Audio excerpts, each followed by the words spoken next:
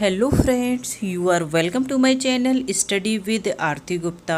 Today in this video lecture I am going to discuss the summary of a play and the play name is Chandalika.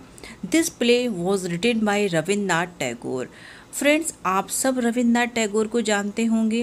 Rabindranath Tagore जो कि first non European writer थे जिनको कि Nobel prize मिला था। कब मिला था? 1913 में इनको नोबेल प्राइज़ मिला था अपने वर्क गीतांजलि के लिए। तो फ्रेंड्स, ज़्यादा टाइम वेस्ट ना करते हुए आइए देखते हैं कि इस प्ले में क्या है। ये प्ले पब्लिश्ड हुआ था 1938 में। फ्रेंड्स, जब ये प्ले स्टार्ट होता है तो एक लड़की है, चांडाल लड़की, जिसका नेम है प्रकृति। उसकी मदर उसको बुला रही है क्योंकि बहुत टाइम हो चुका है, वो अभी तक कुएं से वाटर भर के नहीं आई है।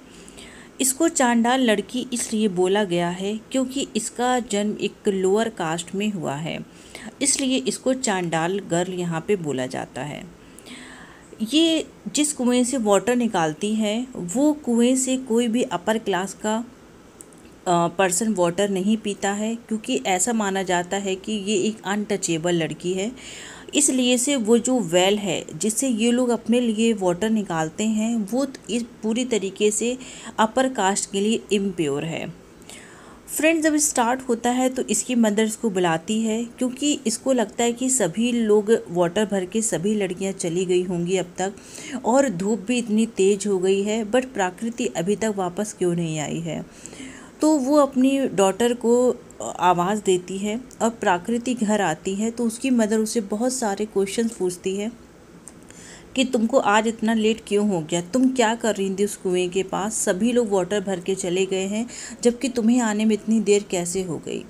तो प्रकृति यहाँ अपनी मदर को बताती है कि मैं उस कुएं पे बैठी थी। उसने कहा, तुम बैठी थी, क्या मतलब है तुम्हारा बैठी थी? तो वो बताती है स्टोरी अपनी माँ को कि कुछ टाइम पहले वहाँ पे एक बुद्धिस्ट मॉन्क आया था, उसने मेरी पूरी लाइफ ही चेंज कर दी और मैं उस वेल पर बैठकर उस मॉन्क का ही वेट कर रही थी।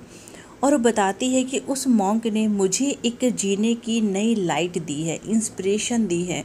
उसने मुझे बताया है कि कोई भी लोअर और अपर नहीं होता है, तुम भी एक ह्यूमन बीइंग हो मेरी तरह। क्योंकि अब वो बताती है कि ये स्टोरी स्टार्ट कैसे हुई। तो वो बोलती है कि जब मैं कुएं से पानी निकाल रही थी तो अचानक से पीछे से आवाज़ आती है, गिव मी वाटर। मैं ये देख के बहुत ज़्यादा सरप्राइज़ हो गई कि कोई मुझसे वाटर मांग रहा है। तो जब मैंने पलट के देखा तो वो एक मॉन्क था। उसके फेस में बहुत ही ज़्यादा लाइट थी, शाइन थी, ग्रेस था उसके फेस में। ऐसा लग रहा था कि कोई डिवाइन पावर है उसके अंदर। जब मैंने उसे कहा कि आप इस वेल का वाटर नहीं पी सकते क्योंकि ये वाटर इम्प्योर है, तो उसने मुझे बताया कि तुम अपने आप से अपने आप को ह्यूमिलेट करना बंद करो कि तुम एक ह्यूमन बीइंग नहीं हो, तुम भी एक ह्यूमन बीइंग हो मेरी तरह, और तुम अपने आप को इस तरीके से अप्रेस मत करो। उसकी बातों से मैं इतना ज़्यादा इम्प्रेस हो गई कि मैं उसी का वेट कर रही थी।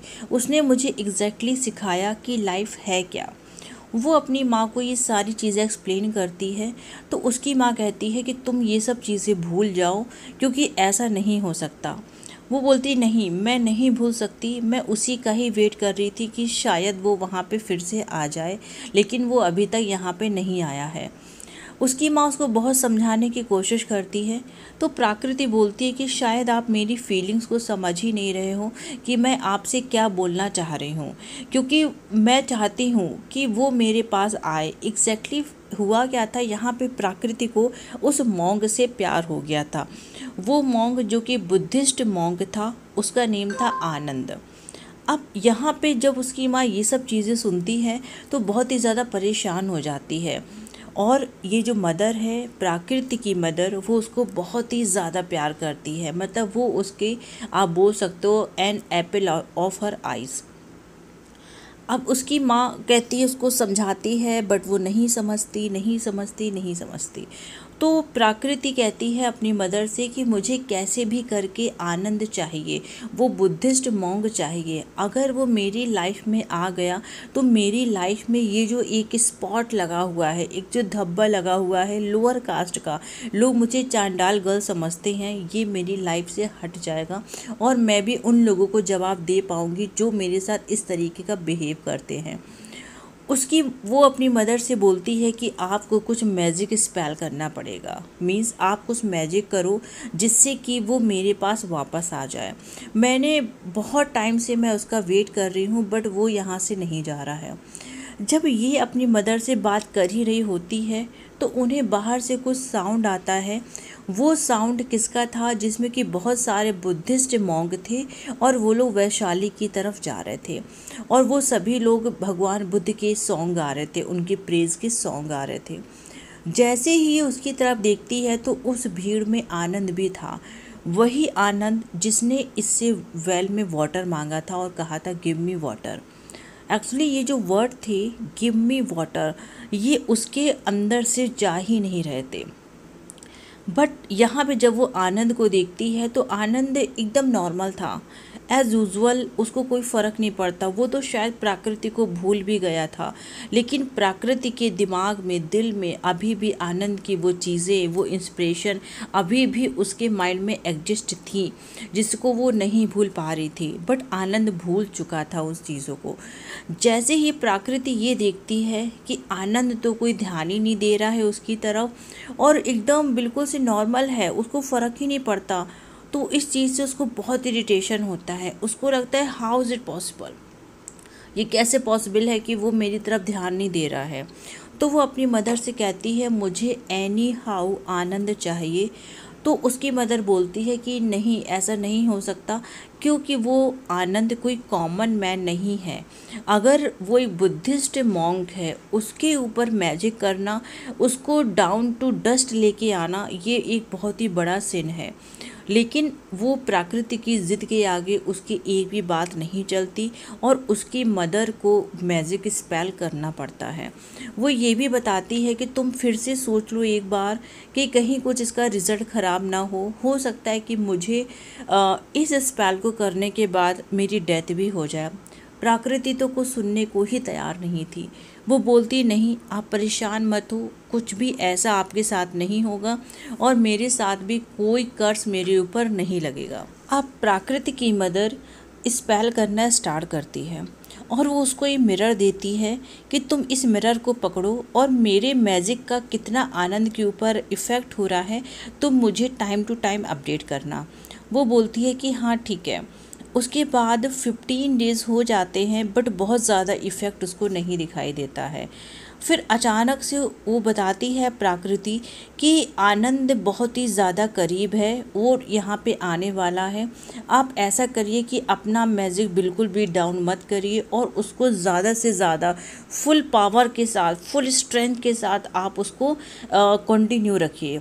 वो अपनी मदर से बार बार चीज़ को बोलती है। उसकी मदर बोलती है तुम एक बार सोच लो, कहीं कोई प्रॉब्लम ना हो जाए, लेकिन वो कुछ भी सुनने के लिए तैयार नहीं होती। फ्रेंड्स, यहाँ पे वो बोलती है उसकी मदर कि अब बताओ कि अब आनंद कहाँ है। फ्रेंड्स, जैसे ही वो देखती है मिरर को, एक बार तो मिरर फेंक देती है क्योंकि वो इतना ज़्यादा एक्साइट हो जाती है कि जब आनंद आएगा तो मैं कैसे उस चीज़ को सेलिब्रेट करूँगी। बहुत ही ज़्यादा एक्साइटमेंट होता है तो मिरर फेंक देती है। फिर वो सेकंड टाइम मिरर उठाती है तो वो देखती है कि आनंद बहुत ही ज़्यादा परेशान है, बहुत ही ज़्यादा मेंटली डिस्टर्ब हो गया है। तो वो अपनी मदर्स को एक बार सोचती है कि मैं रोक दूँ, लेकिन वो जो एक्साइटमेंट है कि किस तरीके से आनंद मुझे मिलेगा, तो वो ये सोचती है कि जब आनंद इतना परेशान है, जब वो आएगा मैं उसको 100% रिलीफ देने की कोशिश करूँगी। तो ये सब सोच के उसकी मदर पूछती भी है कि क्या मैं इसको स्टॉप कर दूं, अब भी तुम्हारे पास चांस है। लेकिन प्रकृति इतनी ज़्यादा यहाँ पे सेल्फिश हो जाती है कि वो अपनी मदर को मना नहीं करती है और वो फाइनली देखती है कि आनंद उसके घर के एकदम पास है। लेकिन जैसे ही डोर नॉक होने वाला होता है तो वो अपनी मदर से कहती है कि आप रुक जाइए यहाँ पे। क्यों? क्योंकि उसने मिरर पे देखा आनंद पूरी तरीके से अपना पहले वाला चार्म, ग्रेस, शाइन वो सब खो चुका था। उसके पास कोई भी डिवाइन पावर जैसा साइन नहीं था, क्योंकि अब पूरी तरीके से उसमें लस्ट के इम्प्रेशन आ रहे थे। पूरी तरीके से वो लस्ट से भरा हुआ था, जो कि लस्ट किसके लिए था? प्रकृति के लिए था। इस वजह से उसने अपनी डिवाइन पावर लॉस्ट कर दी थी। उसका सिर पूरी तरीके से डिफीट की वजह से उसका डाउन टू अर्थ था। फ्रेंड्स, अभी तक जब तक आनंद उसके दरवाज़े पे नहीं आया था, उसने अपने घर पे बहुत सारी प्रिपरेशन करके रखी थी। उसने एक अपने घर पे सर्किल बनाया हुआ था, उस सर्किल के बीच में पूरा राइस से भरा हुआ था। उसने कैंडल्स का अरेंजमेंट किया हुआ था और उसकी मदर ने उससे कहा था कि मैं मैजिक स्पेल करती हूँ, तुम इस सर्किल के चारों तरफ डांस करो और मेरे स्पेल्स को रिपीट करो। तो उसके पास बहुत कुछ था कि जब भी आनंद मेरे पास आएगा, एज अ गिफ्ट मैं उसको क्या क्या दे सकती हूँ। बट अभी वो इतना ज़्यादा डर गई थी आनंद के फेस को देख के कि उसके पास शायद कुछ भी नहीं था। और फ्रेंड, एट लास्ट आनंद उसके डोर पे आ जाता है। जैसे ही डोर नॉक करता है, ये डोर खोलती है। वो बहुत ही गंदा दिख रहा था इस टाइम पे, बहुत ही ज़्यादा अगली था। और ये बहुत परेशान हो जाती है, उससे माफ़ी मांगती है आनंद से, कि कहती है कि मुझे माफ़ कर दो, ऐसा मुझे नहीं पता था कि ऐसा कुछ हो जाएगा। तुम्हारे जैसी प्योर सोल को मैंने इम्प्योर करने की कोशिश की है। और फ्रेंड्स, जैसे ही उसकी माँ मैजिक स्पेल करना बंद करती है तो उसकी माँ की डेथ हो जाती है, क्योंकि मैजिक स्पेल करने के बाद उसको रिटर्न लेना या उसे पूरी तरीके से काम ना करने का रिज़ल्ट होता है डेथ एज अ पनिशमेंट। और वही पनिशमेंट उसकी माँ को मिलती है और उसकी माँ की डेथ हो जाती है। यहाँ पे आनंद उसके मैजिक स्पेल से फ्री हो जाता है और हमेशा की तरह अपने लॉर्ड की प्रेज में सॉन्ग गाने लगता है। और यहाँ पे फ्रेंड्स ये प्ले ख़त्म हो जाता है। फ्रेंड्स, आई एम श्योर कि आपको इसका एक आउटव्यू समझ आया होगा। कैरेक्टर्स इसमें दो हैं, एक आनंद है, एक प्राकृति है और एक प्राकृति की मदर है।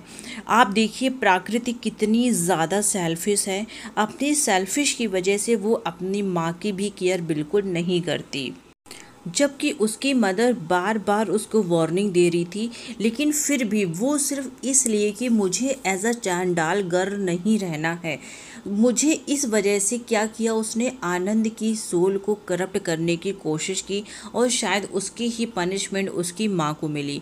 फ्रेंड्स, आप यहाँ पे ये भी देख सकते हो कि जो प्योर सोल है, प्योर सोल को करप्ट भी किया उसने, प्लस वो ये चाहती थी अपना जो एक स्पॉट लगा हुआ है लोअर कास्ट का, वो भी मेरे ऊपर से हट जाए।